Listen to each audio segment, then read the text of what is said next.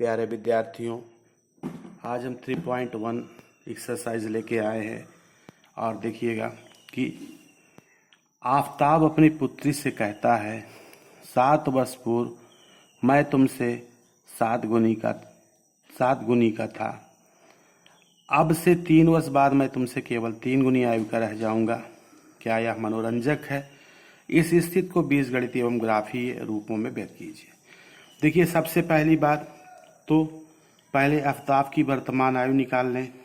तो मान लेते हैं, माना आफताब की वर्तमान आयु बराबर x वर्ष और उसकी पुत्री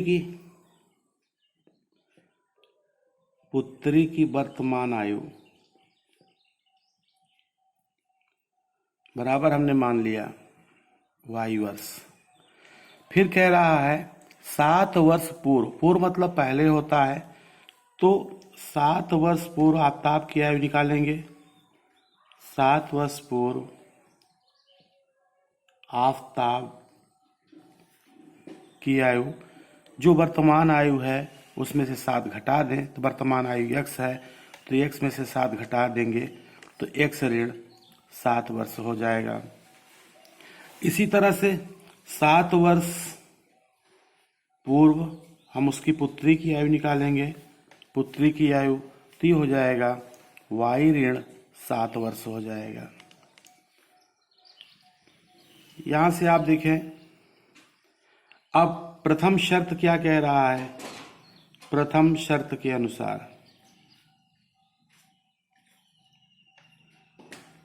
प्रथम शर्त ये कह रही है कि आफताब अपनी पुत्री से कहता है, 7 वर्ष पूर्व मैं तुमसे 7 गुनी आयु का था। मैं का मतलब आफताब की उम्र बराबर उसकी जो पुत्री की उम्र थी, पुत्री की उम्र की कितनी गुनी? 7 गुनी। 7 हो गया। अब आफताब की उम्र कितना है? x ऋण 7 है, बराबर पुत्री की कितना है? y ऋण 7 गुणे 7 हो जाएगा। तो ब्रैकेट खोल लीजिए, तो x ऋण 7 यहाँ 7 से गुणा कर दें, 7 और y का गुणा 7y हो गया, ऋण 7 7 49।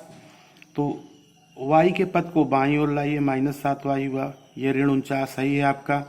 ऋण 7 आया, इधर धन 7 हो गया, क्योंकि पक्षांतर करने पे पदों के चिन्ह बदलते हैं। या हो गया x ऋण 7y बराबर ऋण 42। ये आपका बन गया पहला समीकरण।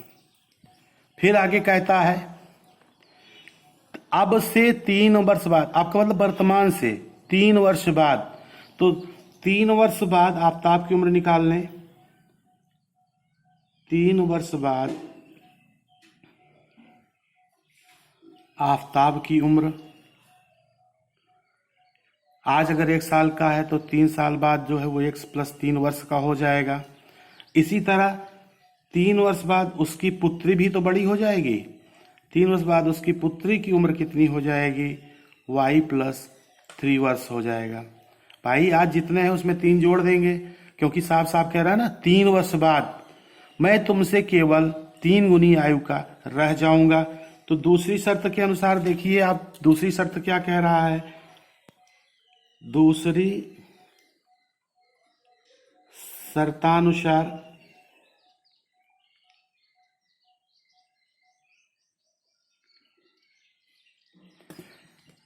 आफताब की उम्र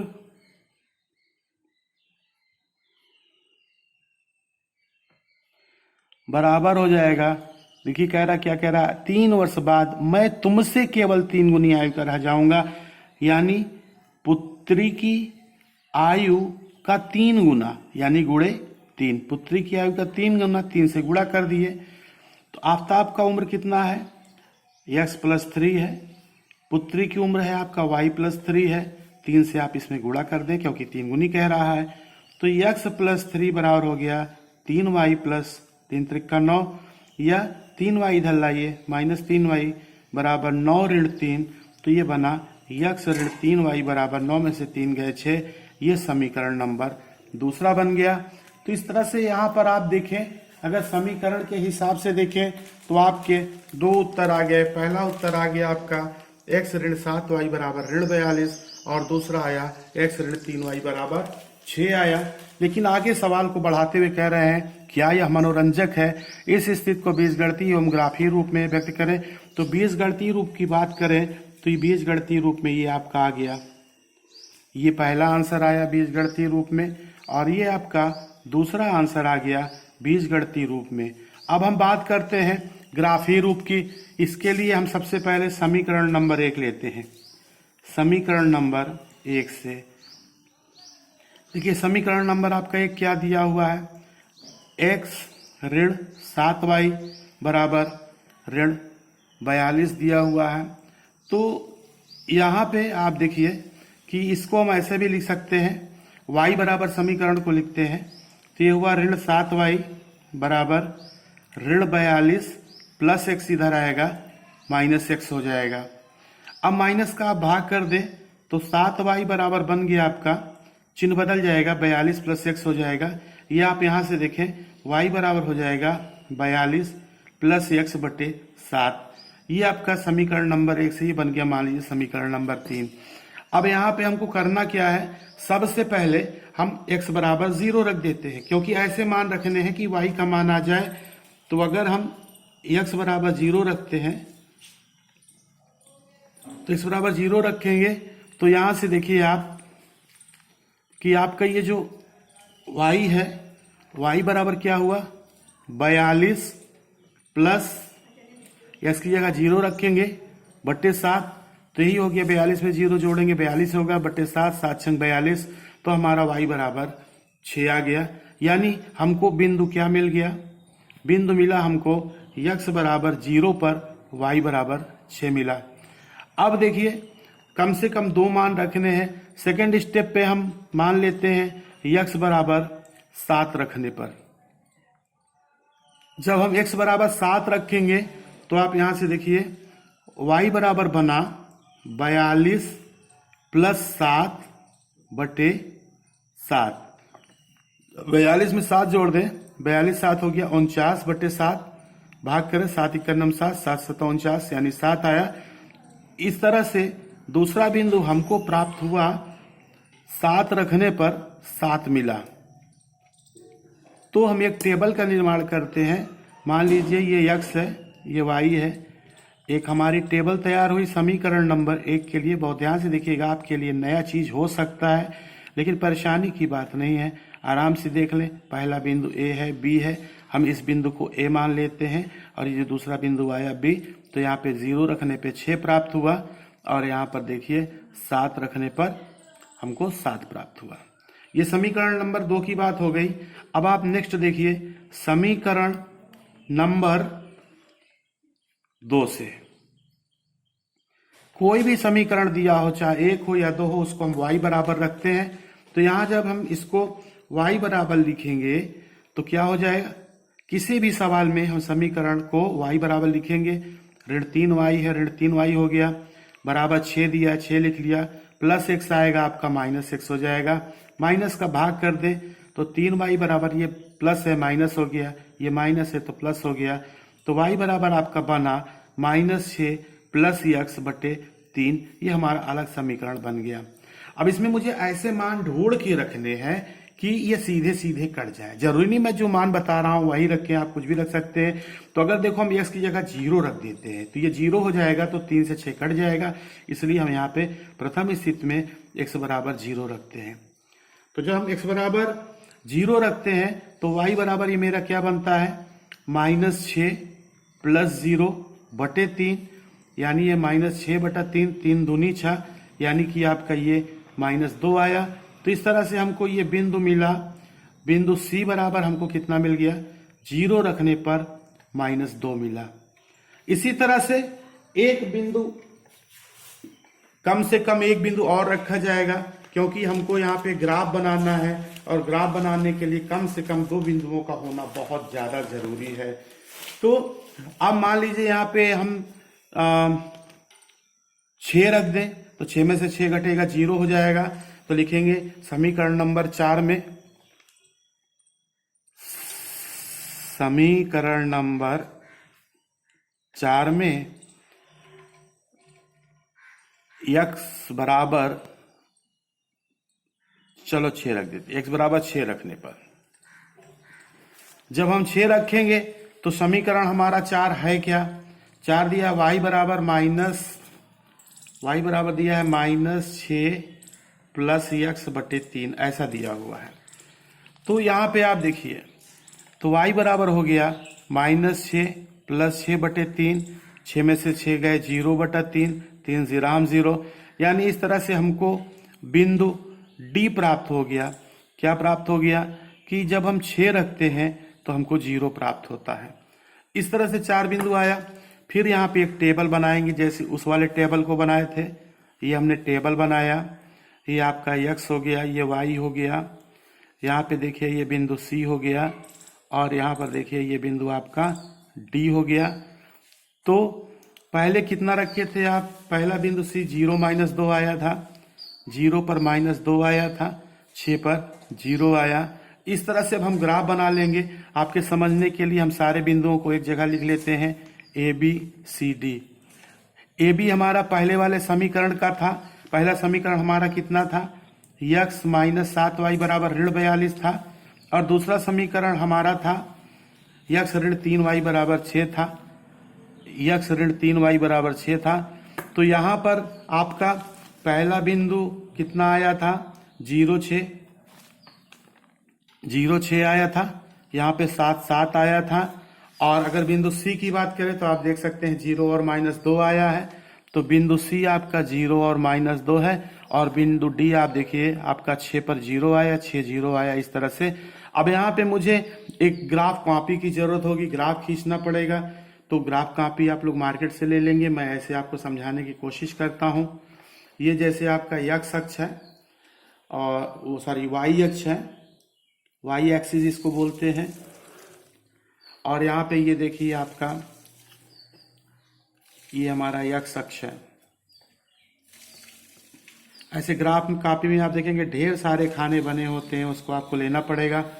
ये हमारा x अक्ष हो गया, x डैश हो गया, ये y डैश हो गया, ये हमारा मूल बिंदु हो गया। अब यहाँ पे x अक्ष पे हम थोड़ी थोड़ी दूरी पर, जैसे बिंदु 1 हो गया, 2 हो गया, 3 हो गया, 4 हो गया, 5 6 7, ऐसे ढेर सारे खाने होते हैं। ऐसे बिंदुओं को हमने लिख लिया। इधर भी लिख लेंगे तो -1 -2 -3 -4 -5। ऐसे आपने पढ़ा होगा निर्देशांक ज्यामिति में 9th में कि दाहिनी ओर जाने पे x अक्ष पे प्लस होता है, बाईं ओर आने पे माइनस होता है। ऐसे ही y अक्ष की अगर हम बात करें तो ऊपर की ओर जाने पे प्लस होता है। जैसे ही हो गया 1 2 3 4 5 6 7 8, ऐसे 1 2 3 4 5 6 7 8। नीचे आएंगे इसी तरह तो -1 -2 -3 -4 -5 -6 -7 करके नीचे की ओर आने पे ऋण में मान होता है। ऐसे नीचे जाने पे माइनस पे होता है। अब पहले वाली के लिए आप देखिए, जो पहला समीकरण था पहले उसके लिए हम कैसे करते हैं। कह रहा है 0,6, पहला वाला x का मान है, दूसरा वाला y का मान है। x पे कितना कह रहा है 0, तो 0 का मतलब यही स्थान हो गया, ना नीचे जाना है ना ऊपर जाना है, x का 0 हो गया। फिर +6 का मतलब ये y का मान है, और y का मान ऊपर जाने पे ही धन होता है, तो +6 ये आया। इस तरह से आपका बिंदु A बना 0 और 6। अब आपका देखिए दूसरा बिंदु 7 7 है, यानी x अक्ष पे 7 खाना चलना है धन में, और y अक्ष पे भी 7 खाना चलना है। तो x अक्ष पे 7 खाना प्लस में चलेंगे तो दाहिनी ओर चलेंगे, ये 7 आया, और y अक्ष पे भी 7 जाना है। तो इसी के सामने ये 7 वाली लाइन है ना, ठीक इसी के सामने ऐसे ये बिंदु आपका B हो गया 7 और 7। अब इनको मिलाती हुई, दोनों बिंदुओं को मिलाती हुई एक लाइन हमको खींच देना है। A और B को मिलाते हुए, ये नहीं देखना कहाँ कहाँ से जा रहा है, इन दोनों बिंदुओं को मिलाते हुए ही हमको एक लाइन खींचनी है। ये देखिए हमने खींच दिया और इसका नाम क्या लिख दिया, x ऋण 7y बराबर ऋण 42। बहुत आसान है। इसी तरह अब दूसरी वाली रेखा पे आइए। बिंदु C 0 -2 कह रहा है, यानी x का मान 0 है। 0 का मतलब इसी जगह पे रहना है। -2 y का मान -2, 2 खाना नीचे आएंगे तो ये देखिए ये आपका बिंदु C हो गया 0 और -2। इसी तरह D पॉइंट पे आपका x का मान 6 दे रहा है और y का मान 0 दे रहा है। तो अगर x का मान +6 दे रहा है तो दाहिनी ओर चलेंगे, ये +6 है। 0 का मतलब इसी स्थान पे रहना है, न नीचे जाना है न ऊपर जाना है। अब इन दोनों को मिलाते हुए मुझे एक लाइन खींच देना है। ये देखिए दोनों को मिलाते हुए हमने एक लाइन खींच दिया। इस तरह से ये आपका देखिए ग्राफ के द्वारा हो गया और ये दोनों लाइनें कहीं एक दूसरे को काटेंगे भी नहीं। और इस लाइन को क्या लिख देंगे हम, x ऋण 3y बराबर 6। तो ये आपका ग्राफीय निरूपण हो गया। इस तरह से आप देख सकते हैं कि ग्राफीय निरूपण के द्वारा कैसे हम इन सवालों को करते हैं। और आज बस इतना ही। अगले वीडियो में फिर से हम आपको एक नए सवाल के साथ मिलेंगे। फिर से आपको समझाने की कोशिश करते हैं, एक बार रिवीजन कर देता हूं। आप देख सकते हैं, जूम करके पहले इसको कर लीजिए। कह रहा है आफताब अपनी पुत्री से कहता है 7 वर्ष पूर्व मैं तुमसे 7 गुनी आयु का था। तो आज की वर्तमान आयु हमने x वर्ष निकाल लिया, बाद की y वर्ष निकाल दिया। फिर 7 वर्ष पहले कहता है तो इसकी जो आज की आयु है उसमें हमने 7 घटा दिया। आज x वर्ष का आफताब है तो x ऋण 7 हो गया। फिर पुत्री 7 जब आप 7 साल पहले पुत्री की भी उम्र तो 7 साल कम थी तो y ऋण 7 हो गया। फिर पहली शर्त क्या कहता है कि 7 वर्ष पूर्व मैं तुमसे 7 गुनी आयु का था। यानी आफताब कहता है अपनी बेटी से कि 7 साल पहले, देखिए 7 साल पहले दोनों को मैं लिख लिया, बेटी से 7 गुना था तो बेटी की उम्र में 7 गुणा कर दिया। 7 और y का 7y हो गया, ऋण 49। ऋण 7 उधर ले गए, धन 7 हुआ, धन 7y इधर आया, ऋण 7y हुआ। तो x ऋण 7y बराबर 49 में 7 घटा दिए, ऋण 42 हो गया। फिर आगे कहता है अब से 3 वर्ष बाद मैं तुमसे केवल 3 गुनी आयु का रह जाऊंगा। अब से 3 वर्ष बाद, यानी आज वो x वर्ष का है तो 3 साल बाद कितने वर्ष का हो जाएगा, x प्लस 3 वर्ष का हो जाएगा। तो बेटी भी तो 3 वर्ष के बाद उसकी उम्र बढ़ेगी, 3 साल ज्यादा हो जाएगी। आज वो y साल की है तो 3 साल बाद y प्लस 3 वर्ष का हो जाएगा। फिर आफताब शर्त रखता है कि मैं तुमसे केवल 3 गुनी आयु का रह जाऊंगा। मैं का मतलब आफताब दूसरी शर्त के अनुसार देखिए आफताब की उम्र पुत्री की उम्र की 3 गुनी, क्योंकि कह रहा है मैं तुमसे केवल 3 गुनी का रह जाऊंगा। तो आफताब की 3 साल बाद उम्र x प्लस 3 वर्ष है, पुत्री की y प्लस 3 वर्ष है। 3 का गुणा कर दिए तो 3y प्लस 9 हो गया, 3 त्रिक का 9। अब आप देखिए प्लस 9 उधर है, रहने दीजिए। x और y के पद हमेशा बाईं ओर रखते हैं, अंक को दाहिनी ओर ले जाते हैं। तो +3 उधर गया, -3। 9 में से 3 घटा दिया 6। इस तरह से हमारे 2 आंसर आ गए। लेकिन आगे कह रहा है क्या है, रोचक है, बहुत इंटरेस्टिंग लग रहा है। तो इस स्थिति को बीजगणित ग्राफीय रूप में, बीजगणित हो गया ग्राफीय रूप में। देखिए ग्राफीय रूप में करने के लिए ये जो दोनों समीकरण है इनको बारी बारी से हमको y बराबर रखना है। अब जैसे ये देखिए पहला समीकरण क्या था, x ऋण 7y बराबर ऋण 42 हमने लिख लिया। लेकिन y बराबर लिखेंगे तो आप देखो ये ऋण 7y बाईं ओर हो जाएगा तो प्लस x उधर जाएगा तो इधर आया तो -x हो गया, क्योंकि पक्षांतर करने पे पदों के चिन्ह बदल जाते हैं।